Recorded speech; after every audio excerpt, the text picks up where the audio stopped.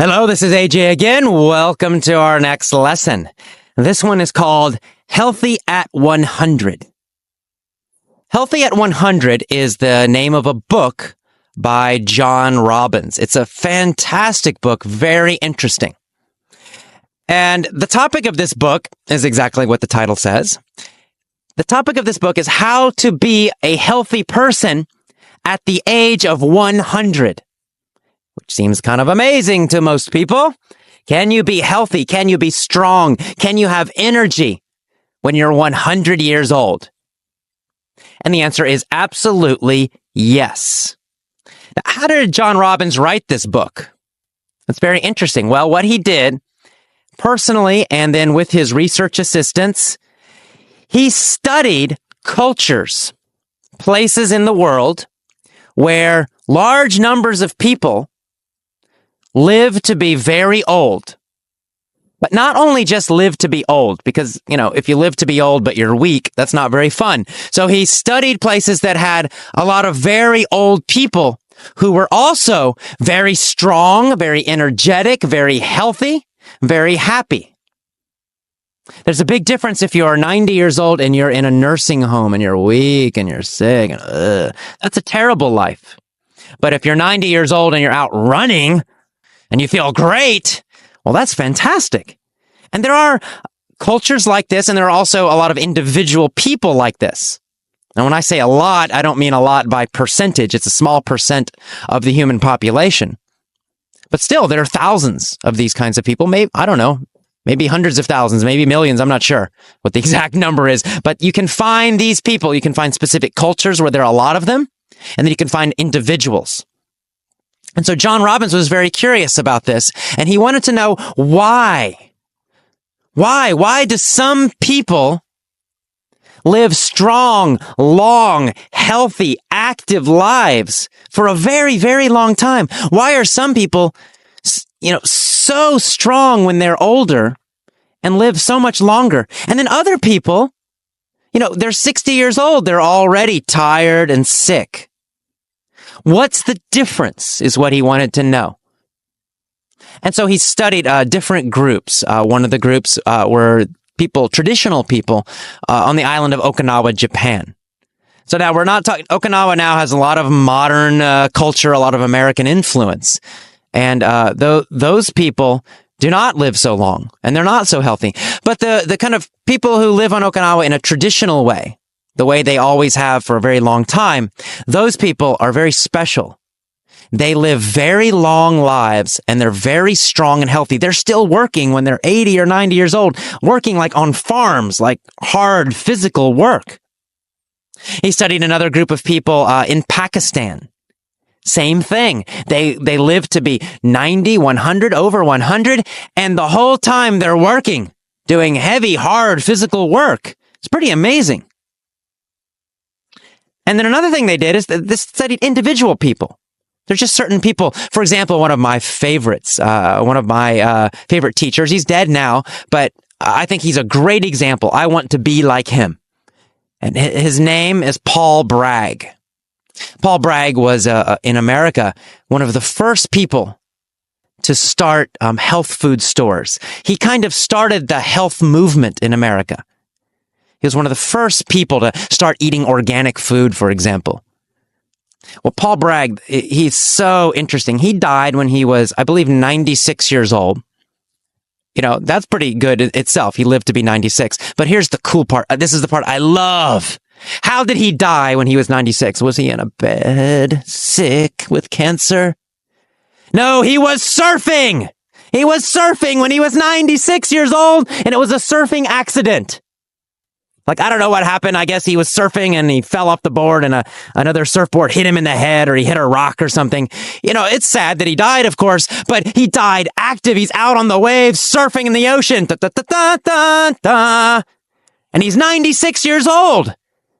Awesome.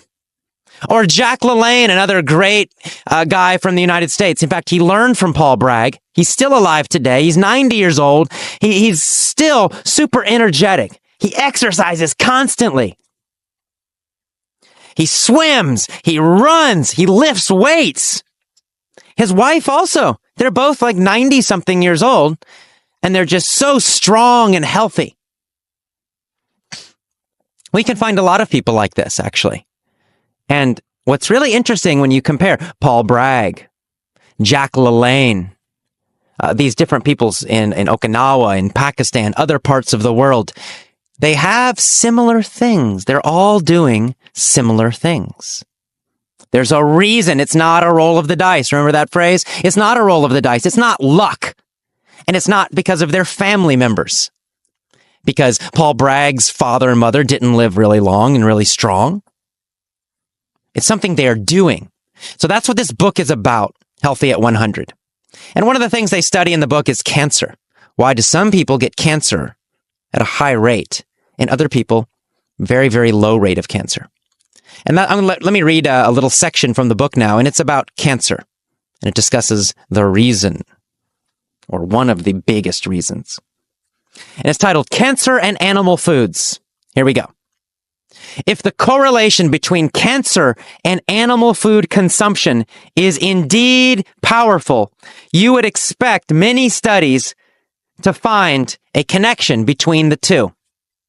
It turns out there are many.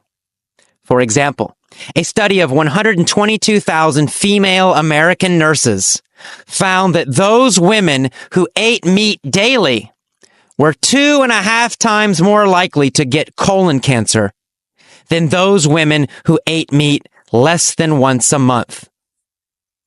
In 2001, a comprehensive Harvard review of the research on dairy products and prostate cancer found that those who had, over the course of their lives, consumed the most dairy products had double the rate of prostate cancer and 4 times the rate of metastatic prostate cancer. A high intake of fruits and vegetables, on the other hand, was associated with a lower risk of advanced prostate cancer. Other studies, including the famous Physicians' Health Study, have also confirmed a link between dairy product consumption and prostate cancer. And a study of more than 12,000 men found that those who drank soy milk regularly, rather than cow's milk, had a whopping 70% reduction in their risk of prostate cancer. Today, men in China who are still eating their traditional plant-based diet without any dairy products have one of the lowest rates of prostate cancer in the world. And no one can say these low rates are due to a genetic advantage, because Chinese American men living in the United States, eating the standard American diet, have rates 10 times as high as their genetic counterparts still eating in the traditional way in China. Whew, okay, so that's a little bit difficult section, a little bit scientific, and some long sentences there. Let me just explain what it means.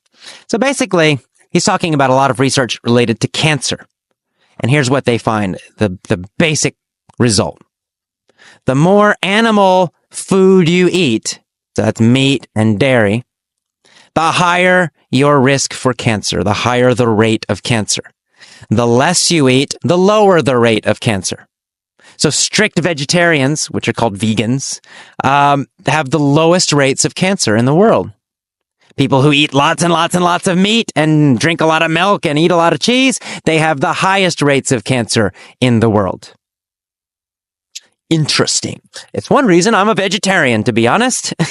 And another thing that you find is these people like Paul Bragg, like Jack LaLanne, these different people in different parts of the world, they may not be total strict vegetarians. However, they eat very, very, very little meat. They almost never drink milk or dairy products or eat cheese. They're eating a lot of fresh organic vegetables, basically. And of course, fruit as well. I mean, that's the big secret. Yes, you got to exercise and move your body. That's another part of the book. He talks about that the diet is one big factor, but also moving your body and getting a lot of exercise and physical activity, of course, is very important as well. Those two factors are the biggest factors in determining how long you will live, how healthy you will be, how strong you will be, how much energy you will have in your body. So, I never tell people be a vegetarian because, it's a personal choice. I think people need to decide on their own. However, if your goal is to be a very healthy, strong person, live a long time, reduce your risk for cancer, heart disease, and a lot of other things, you should think about it. You should at least reduce your meat and dairy intake a lot. And, again, don't just believe me. Maybe I'm just crazy, AJ. Go look at the scientific research. Get the book Healthy at 100 by John Robbins. There's a lot of other stuff out there. Do your research. Get on the internet if you want to and do some research. But I encourage you, reduce the amount of fat and meat and cheese and milk and all that stuff. Get it out of your food. Get it out of your diet. Keep it out of your body. And start eating a whole lot more vegetables and fruit. Get some real healthy, vital, energetic food into your body. You're going to feel a lot better. And you're going to get the same kind of energy that people like Paul Bragg have, that Jack LaLanne has, that Tony Robbins has, that I have. All right. Well, see you next time. Bye-bye.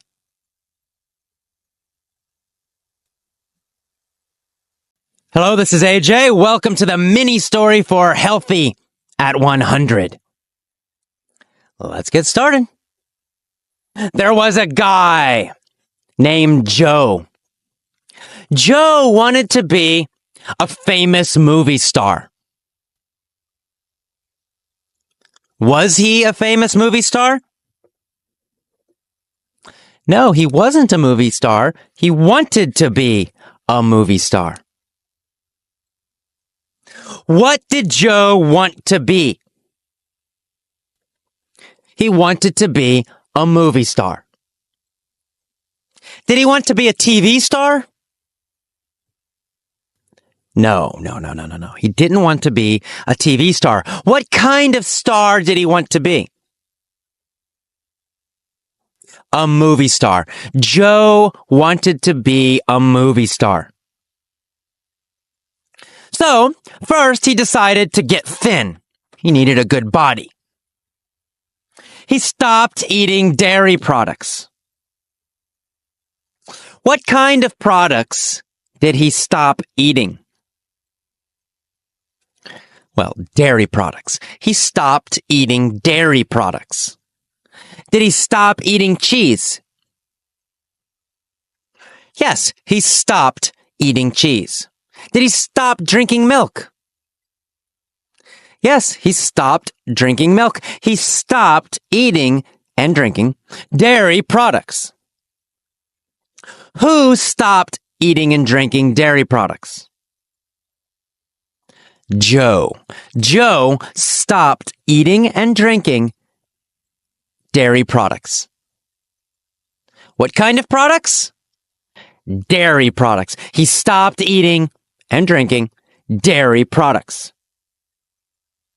Next, he decided no more consumption of sugar and fat. He said, I won't consume sugar or fat anymore.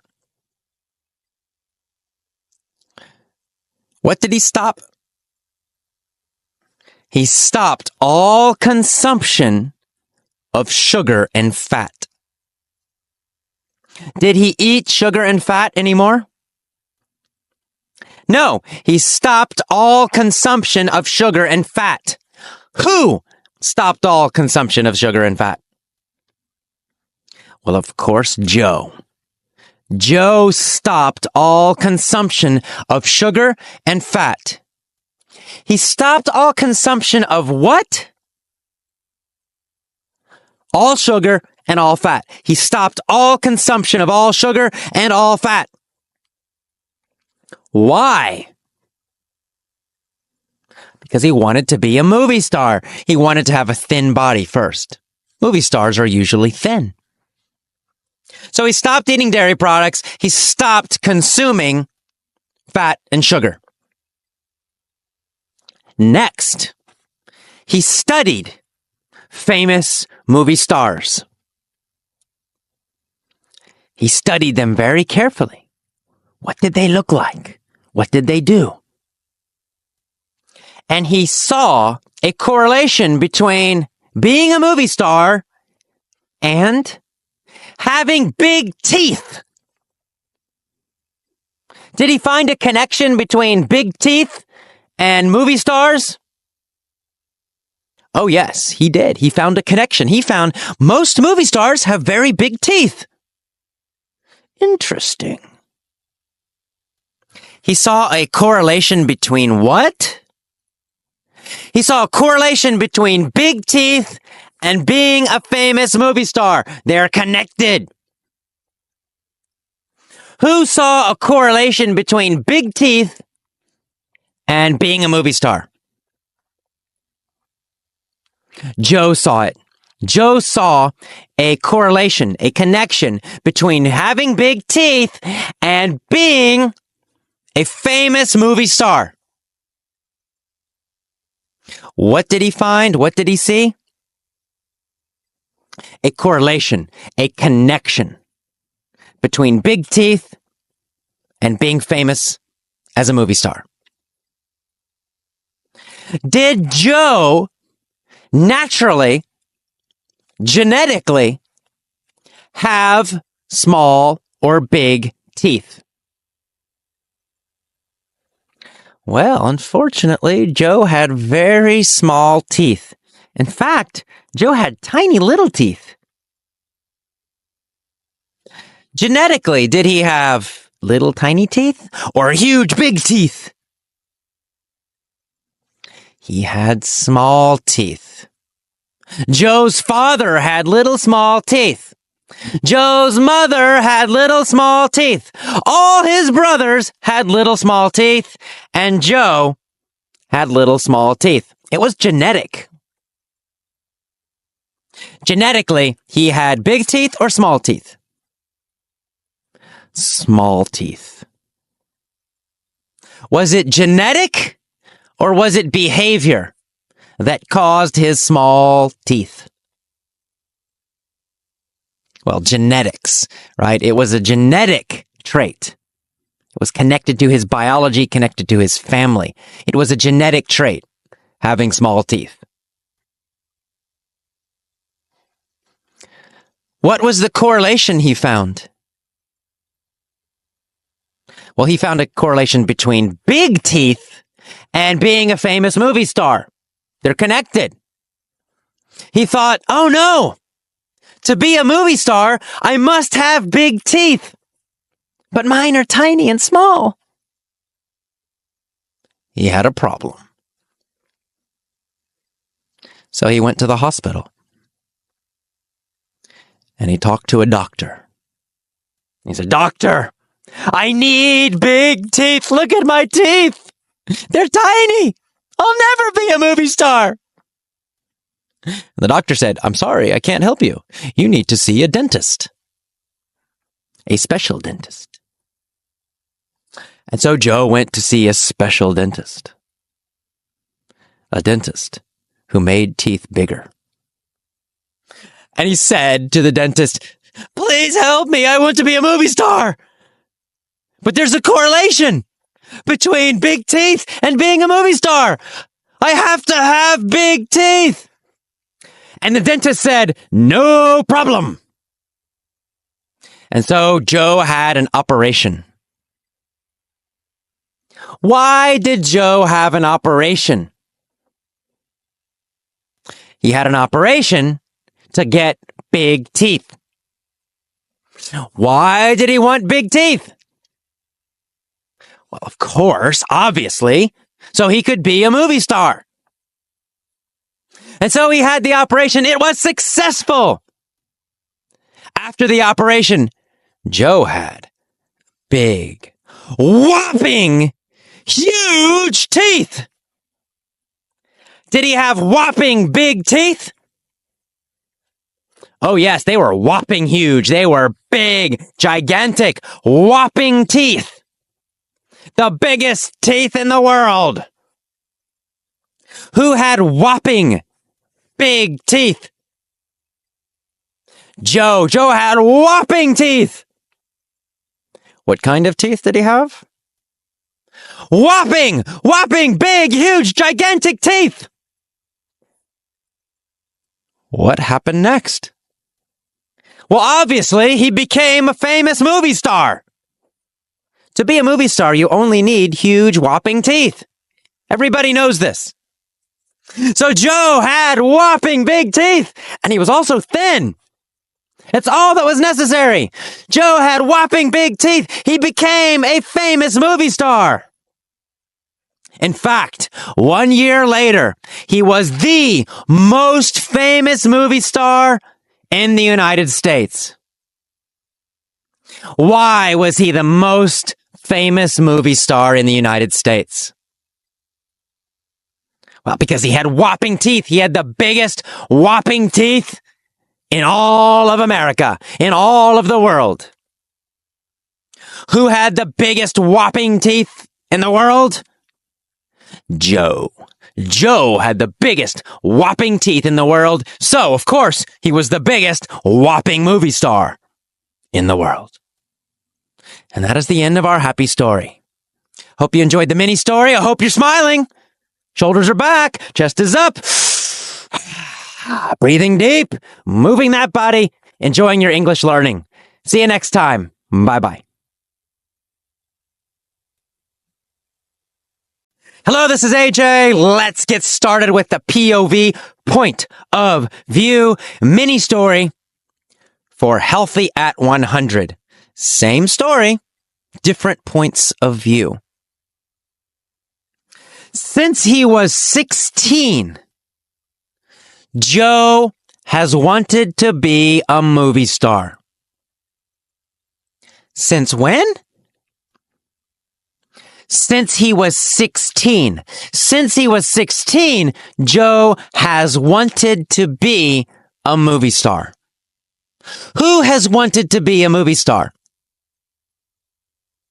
Bill? Not Bill, Joe. Joe has wanted to be a movie star since when? Since he was 16. Since he was 16, Joe has wanted to be a movie star, starting when he was 16 and continuing. What has he wanted since he was 16? To be a movie star. He has wanted to be a movie star since he was 16. Has he wanted to be a music rock star since he was 16? No, he hasn't wanted to be a rock star. He has wanted to be a movie star. What kind of star has he wanted to be? He has wanted to be a movie star. Has he wanted to be a movie star a little? Or a lot? Well, he's wanted to be a movie star a lot. Really, really, really wanted to be a movie star. He has wanted to be a movie star so much, a lot, since he was 16 years old. And now he's 38. So he's wanted to be a movie star from 16 until age 38. During that whole time, every moment during that time, he has wanted to be a movie star. Well, finally, one day, he just decided, I'm going to do it. I will be a movie star. He decided to get thin. So he stopped eating dairy products. And he said, no more consumption of sugar and fat. Then he studied other stars. He studied them very carefully. And he saw a correlation, a connection between big teeth and being a famous movie star. Now, unfortunately, he has always had tiny teeth. I mean, since he was born. He has had tiny teeth since he was born. Has Joe always had tiny little teeth? Yeah, Joe has always had tiny little teeth. Since when? Well, since he was born, since he was a tiny baby. Starting when he was a tiny baby until age 38. He has always had little tiny teeth. But he decided to change that also. He got an operation from a dentist. And the dentist gave him huge, whopping teeth. What did the dentist give him? The dentist gave him huge, whopping teeth. And so, 1 year later, Joe became the biggest, most famous movie star in the world. All right, that's the end of our first point of view story. You'll notice that one changed a couple times, right? I started with has wanted to be, since he was 16, has wanted to be. And then we say he decided. Boom, just happened. And then we went back again and we said, since he was a baby, he has had tiny teeth, starting when he's a baby until now. Well, until 38. And then we changed back again. Got an operation. Gave him big teeth. Just notice the changes. That's all you need to do. You don't need to remember the name of the grammar terms or rules. Don't remember any of that. Doesn't matter. Notice the changes. Notice when they change, how they change. That's all you need to do. Don't analyze it. Don't think about it. Just notice it, hear it, listen to it. That's all you need to do. Relax. On to the next one. Into the future.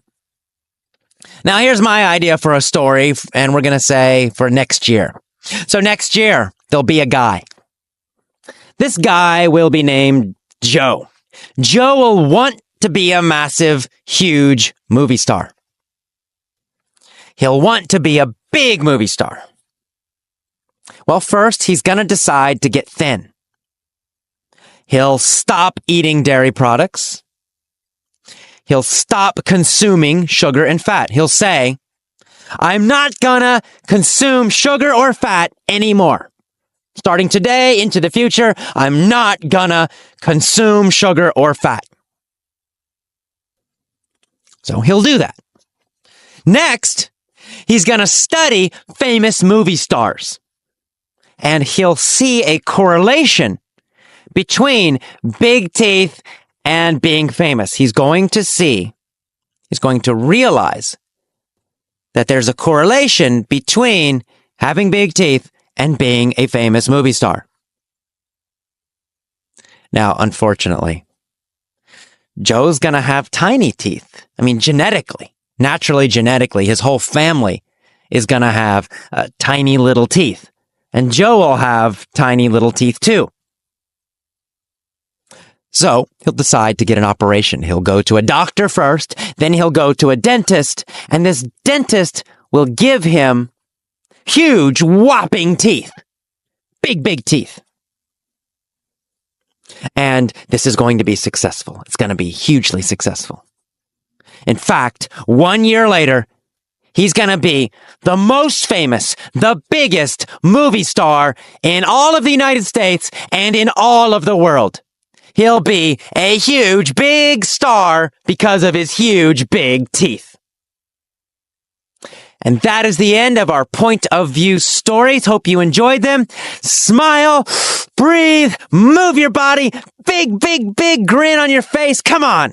You just finished the point of view story. Rock on. You're great. You're fantastic. You're an excellent English learner. Thank you for being my student. I will see you next time. Bye-bye.